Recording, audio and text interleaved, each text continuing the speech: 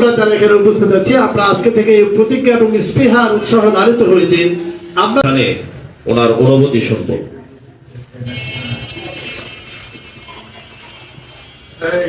আসসালামু আলাইকুম ওয়া রাহমাতুল্লাহি ওয়া বারাকাতুহু।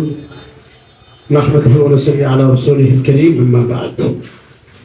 রব্বুল আলামিনের দরবারে শুকরিয়া জ্ঞাপন করছি যে আল্লাহ তাআলা আমাদেরকে একটি কোরআনের মজলিসে, একটি কোরআনের মাহফিলে বসার তৌফিক দান করেছেন, বলি আলহামদুলিল্লাহ। আল্লাহ তাআলার কাছে কত বড়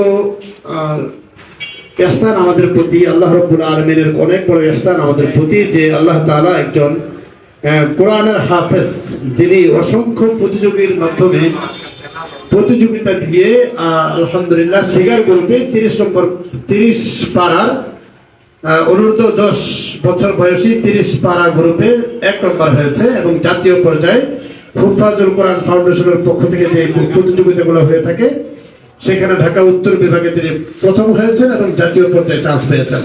আমরা দোয়া করি হাফেজ মুশফিকুর রহমানের জন্য, আজকে যে ছেলে তার বাবা মায়ের মুখ উজ্জ্বল করেছে, আমরা দোয়া করি যেন আল্লাহ রাব্বুল আলামিন এই ছেলের মাধ্যমে কাল কিয়ামতের ময়দানেও আমরা যারা এখানে উপস্থিত আছি আমাদের প্রত্যেকের মুখ উজ্জ্বল করে সবাই বলি আমিন।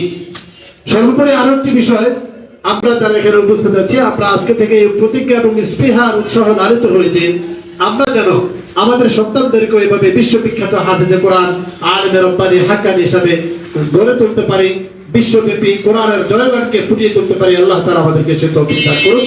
আজকের এই মজলিসে এসে আমরা এটাই বললাম, আল্লাহ তাআলা আমাদেরকে ভবিষ্যতে হেদায়েতের পথে, আমলের পথে জারি রাখুন, আমিন। ওয়া আখিরু দাওয়ানা আলহামদুলিল্লাহি রাব্বিল আলামিন।